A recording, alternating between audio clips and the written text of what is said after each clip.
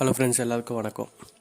இன்றைக்கி நம்ம சேனல் என்ன பார்க்க போகிறோம் அப்படின்னு பார்த்தீங்கன்னா, இசட்டல் 7918A கண்ட்ரோலரை பற்றி தான் பார்க்க போதும். இது லிலிடெக் பிராண்ட் இம்போர்ட்டட் கண்ட்ரோலர் தான் இது.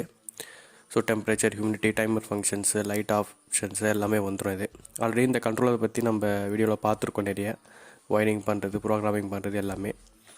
பட் இதில் ஒரு முக்கியமான ஆப்ஷன்ஸ் நான் சொல்லாமல் விட்டுருப்பேன், ஐஓ ஆப்ஷன்ன்றது. ஸோ அது நிறைய பேர் கிளைண்ட் ஆகட்டும், இல்லை சிலர் இந்த கண்ட்ரோலரை யூஸ் பண்ணுறவங்களாகட்டும், அந்த ஐஓ ஆப்ஷன்றது என்னென்னு தெரியாமல், ஸோ கீழே அந்த ஐஓ ஆப்ஷன் யூஸ் பண்ணும்போது டிஸ்பிளே கட் ஆஃப் ஆகிடும். அதாவது டெம்பரேச்சர், ஹியூமிடிட்டி ஸ்டோர் பண்ணியிருக்க டிஸ்பிளே விசிபிள் ஆகாது.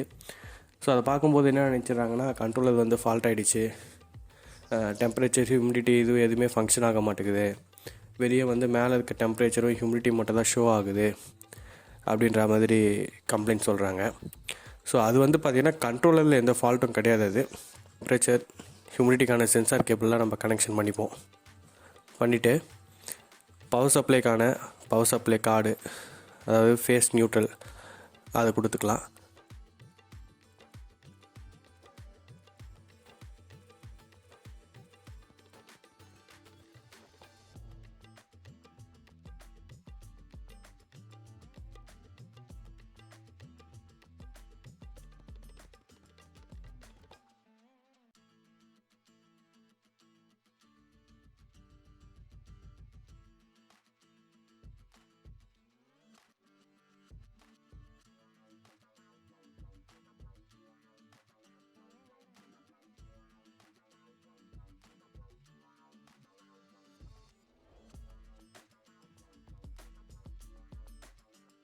அந்த லேம்ப்புன்னு ஒரு ஆப்ஷன் இருக்கும், ஒரு பட்டன் ஆப்ஷன் இருக்கும். அந்த லேம்ப் பட்டன் ஆன் ஆஃப் பண்ணும்போது லைட் ஆன் ஆகிறது, ஆஃப் ஆகிறது, இந்த ஃபங்க்ஷன் நடக்குது.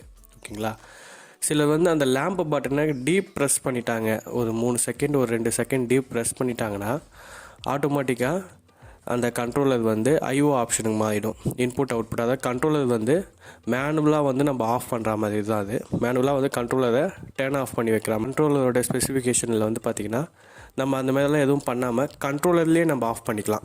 அந்த ஹீட்ரு, ஃபேனு, ஹியூமிடிட்டி இந்த இதுவெலாம் ஃபங்க்ஷன் ஆகிறத கண்ட்ரோலர்லேயே நம்ம ஆஃப் பண்ணிக்கலாம். இப்போது ஐஓ ஆப்ஷன் நம்ம போட்டு இந்த மாதிரி ஆஃப் ஆகிடுச்சுன்னா எந்த இதுவுமே நம்மளுக்கு ஷோ ஆகாது. வெறும் டெம்பரேச்சர், ஹியூமிடிட்டி மட்டும் ஷோ ஆகும். ஜஸ்ட் ஒரு மீட்ரு மாதிரி தான் அது ஃபங்க்ஷன் ஆகும். அதாவது டெம்பரேச்சர் என்ன கரண்ட்டாக உள்ள மிஷினுக்குள்ளே இருக்குது அதை மொதல் தான் நம்மளுக்கு ஷோ பண்ணோம். அதேமாதிரி ஹியூமிடிட்டி என்ன இருக்குது அப்படின்றத நம்ம ஷோ பண்ணோம். அதர்வைஸ் ஹீட்ரோட இதுவோ இல்லை அந்த ஃபேன் இந்த மோட்ரு இது எதுவுமே நம்மளுக்கு ஃபங்க்ஷன் ஆகாது. ஜஸ்ட்டு ஒரு மீட்ரு வச்சா எப்படி டிஸ்பிளே ஆகும், எவ்வளோ டெம்பரேச்சர், எவ்வளோ ஹியூமிடிட்டி இருக்குது அப்படின்றத காட்டுமோ அதே மாதிரி தான் நம்மளுக்கு இது ஃபங்க்ஷன் ஆகும். ஐஓ ஆப்ஷன் எடுத்துட்டோன்னா உங்களுக்கு சப்ளை வரும். ஐஓ ஆப்ஷன் போட்டு விட்டுட்டோன்னா நம்மளுக்கு அந்த சப்ளை வராது. ஸோ அதே மாதிரி கண்ட்ரோலரில் என்ட்ரியும் அப்பு பட்டனையும் ப்ரெஸ் பண்ணால் இன்குபேட்டர் ஆன் பண்ணி, அதாவது அந்த கண்ட்ரோலர் ஆன் பண்ணதுலேருந்து எத்தனை நாள் அப்படின்றது கவுண்ட் ஆகி காட்டும். இப்போ நம்ம ஃபஸ்ட் டைம் ஆன் பண்ணுறதுனால எதுவும் காட்டல. அதே மாதிரி என்ட்ரு பட்டனையும் டவுன் பட்டனையும் ப்ரெஸ் பண்ணோன்னா எத்தனை கவுண்ட் எக்கு டர்ன் ஆகிருக்கு, அதாவது மோட்ரு ரொட்டேட் ஆகிருக்கு அப்படின்றது நம்ம பார்த்துக்கலாம். ஸோ இப்போ மேனுவலாக நான் ஃபங்க்ஷன் பண்ணிகிட்டு இருக்கேன். மேனுவலாக ஃபங்க்ஷன் பண்ணேன்னா அது கவுண்டரில் சேவ் ஆகாது.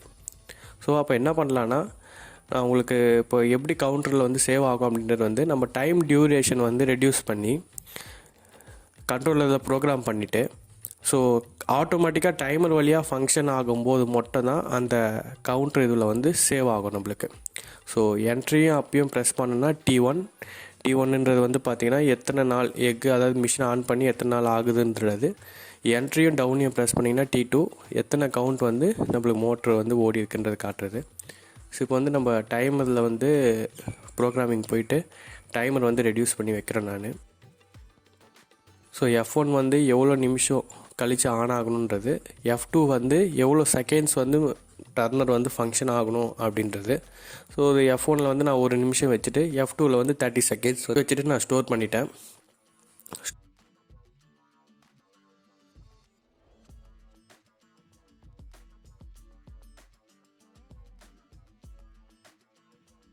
ஸ்டோர் பண்ண உடனே ஃபஸ்ட்டு இண்டிகேஷன் டவுனில் நம்மளுக்கு இண்டிகேஷன் ஆகுது.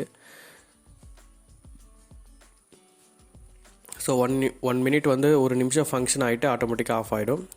அடுத்து வந்து அப்பில் வந்து நம்மளுக்கு ரொட்டேஷன் வந்து ஸ்டார்ட் ஆகும். அடுத்த ஒரு நிமிஷம் கழித்து அப்பில் ரொட்டேஷன் ஸ்டார்ட் ஆகிட்டு அதே மாதிரி ஒரு நிமிஷம் அப்புறம் ஆட்டோமேட்டிக்காக ஆஃப் ஆகிடும்.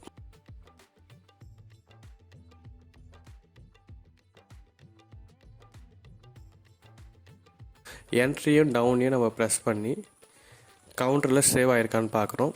கவுண்டரில் வந்து பார்த்திங்கன்னா 01 அப்படின்றது வந்து நம்மளுக்கு டிஸ்பிளே ஆகுது. ஸோ மேனுவலாக ஃபங்க்ஷன் பண்ணிங்கன்னா உங்களுக்கு டிஸ்பிளே கவுண்டரில் வந்து சேவ் ஆகாது. டைமர் வழியாக ஃபங்க்ஷன் ஆகும்போது தான் கவுண்டரில் வந்து நம்மளுக்கு ஷோ ஆகும்.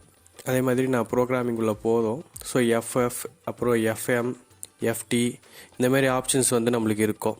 எஃப்எஃப்ன்றது வந்து பார்த்திங்கன்னா எவ்வளோ நாள் வந்து முட்டையை வச்சதுலேருந்து இருக்குது, அதாவது இன்குபேட்டர் ஆன் பண்ணி எவ்வளோ நாள் ஆகுதுன்றது.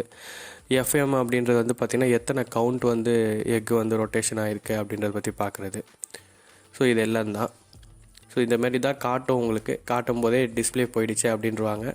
இந்த தகவல் வந்து உங்களுக்கு யூஸ்ஃபுல்லாக இருந்திருக்குன்னு நினைக்கிறேன்.